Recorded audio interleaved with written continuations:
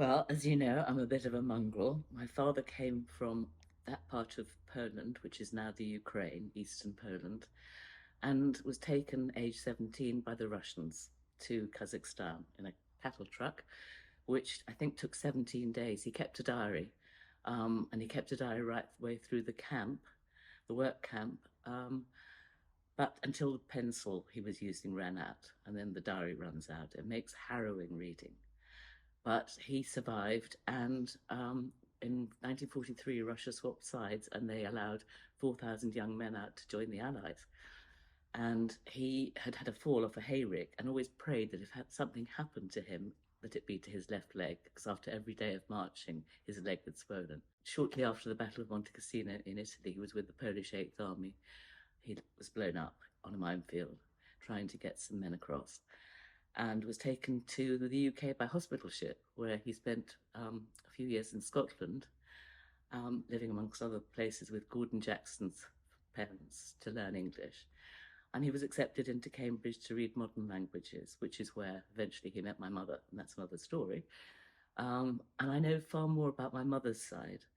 My mother was, well, her family was a family called Rowett, who originally came over with John of Gaunt, and we got a very documented family tree to prove that by some nutty Canadian cousin who insisted on researching everything. He came over as a Payne Rowett and had two daughters, Catherine Swinford, who eventually married John of Gaunt, and Philippa, who eventually married Chaucer. So coming down the line, my grandfather, my mother's father, was born in Rangoon 3 days tragically after his father died. His mother had three small children and returned to Cornwall to her family and found that all her trunks had been filled with stones with just a layer of books on the top. And my grandfather swore when he got a bit older that before anything he would set up his mother and look after her. Aged 14, my great-grandmother must have been quite an amazing lady. She sent her beloved son off to Australia on a sailing ship because he had consumption and it was thought that that would help his breathing. And there he spent a number of years and conceived the idea of importing New World wines, which was way ahead of his time in the early 1900s, I'm guessing. Anyway, he and my grandmother, who was from a Scottish lawyer's family on the West Coast, one of originally 9 but 7 children who survived infancy, met at a country house party. And he explained to her, must have been quite a bolt from the blue for both of them, that he couldn't possibly marry until he'd looked after his mother, and went off, and 12 years later returned to the house and asked for her hand in marriage. She waited for all that time. Anyway, he became a very prominent businessman, was next in line to be Lord Mayor of London, and he was a great friend of Shackleton's, and in fact funded Shackleton's last expedition, on which Shackleton sadly died, the Quest. Anyway, my grandfather sadly died at, I think my mother was 3. They had 3 children.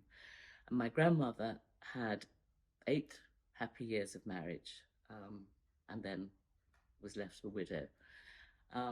She mourned him for the rest of her life and said basically every tick of the clock brought her closer to him, but she lived to 99, so it's quite a long clock. But she also had a tragedy that after her first child, they noticed a lump on her leg and they said it might be a sarcoma. I don't think it was because she lived so long, but she had her left leg amputated also. So I grew up in a household thinking that, it was quite normal to have one leg. Anyway, my mother was 3 when my grandfather died. They went to live in Scotland, and eventually she went to Cambridge also, and was recruited, unbeknownst to anybody in her family, to Bletchley Park, where she worked with Turing. She had to crack the codes every single day so that the Germans wouldn't know. And sometimes they had to let ships go to down, which haunted her. And I think she had a very difficult war, partly because she couldn't talk about it, and partly because she knew that she was sending men to their death and haunted her. She wasn't allowed to talk about it for 25, 30 years. And so we didn't know. Even my father didn't know. I think my grandmother knew because she lived with my mother during the war. But it was a hard war for both of them. Anyway, they met in Cambridge, and funny enough, because of the leg, somebody said to my father that there's this wonderful woman who goes down Royal Parade on crutches. You should meet her. And so they were introduced, and my mother, I think, was a bit resistant, thinking, can I take on yet another disabled person? So he wore her down. It took 5 years, but I think went out with somebody else, and that was that was that. But her career, he worked for the BBC, and then at Sandhurst, and then eventually when they set up a Russian studies group at Sandhurst, my mother came in to help him out with what they called the sifting of information, because it was what she knew about from her Bletchley days. And she created a computer system, which was basically a forerunner of Google, where keywords would bring up certain pieces of information. And it was really to see what was available on the Russian market in terms of publications. And my father would translate it, and he wasn't very good at classifying. My mother would classify it. And she had a career that lasted into her 70s at Sandhurst. Eventually, her group became advisors to NATO. So she was quite an extraordinary woman, really incredible. And my brother has been a fantastic archivist of the family. He's written a book recently about my grandfather's friendship with Shackleton, and also about one of my great uncles, one of my mother's brothers. My grandmother had 4 brothers who all went off to the First World War, and amazingly all came back. But Uncle Walter, who was very badly gassed in the trenches, wrote home every day.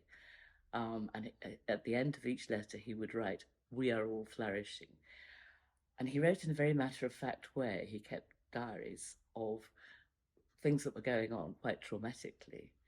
And then suddenly he'd say, "Well, thank you for the lovely parcel of Scottish bread. This French stuff is poisonous." And so my brother has also published a book called "We Are All Flourishing" about his diaries.